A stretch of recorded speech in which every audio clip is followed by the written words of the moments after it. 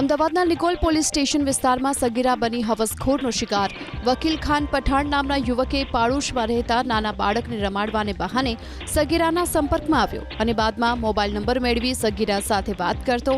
ત્યારબાદ આરોપી વકીલ પઠાણે સગીરાની તસવીરો મંગાવી અને ફોટો પાડી સોશિયલ મીડિયામાં વાયરલ કરવાની ધમકી આપી. તસવીરો વાયરલ કરવાની ધમકી આપી આરોપીએ સગીરા સાથે દુષ્કર્મ ગુજાર્યું. સગીરાની માતાએ ઠપકો આપ્યો તો આરોપી વકીલ પઠાણે તેની સાથે માથાકૂટ કરી. જે બાદ સગીરાની માતાની ફરિયાદને આધારે પોલીસે આરોપી વકીલ ખાન પઠાણની ધરપકડ કરી. નિકોલ પોલીસે આરોપી સામે દુષ્કર્મ અને પોક્સોની કલમ હેઠળ ગુનો નોંધી વધુ કાર્યવાહી હાથ ધરી.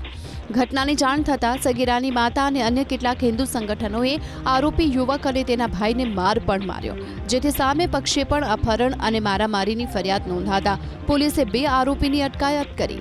અમદાવાદના નિકોલ પોલીસ સ્ટેશન વિસ્તારમાં સગીરા બની હવસખોરનો શિકાર.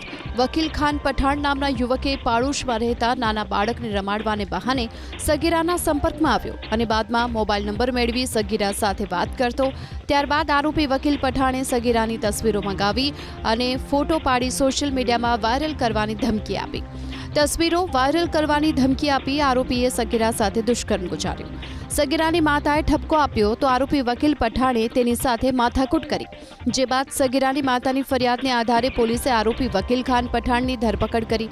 નિકોલ પોલીસે આરોપી સામે દુષ્કર્મ અને પોક્સોની કલમ હેઠળ ગુનો નોંધી વધુ કાર્યવાહી હાથ ધરી. ઘટનાની જાણ થતાં સગીરાની માતા અને અન્ય કેટલાક હિન્દુ સંગઠનોએ આરોપી યુવક અને તેના ભાઈને માર પણ માર્યો, જેથી સામે પક્ષે પણ અપહરણ અને મારામારીની ફરિયાદ નોંધાતા પોલીસે 2 આરોપીની અટકાયત કરી.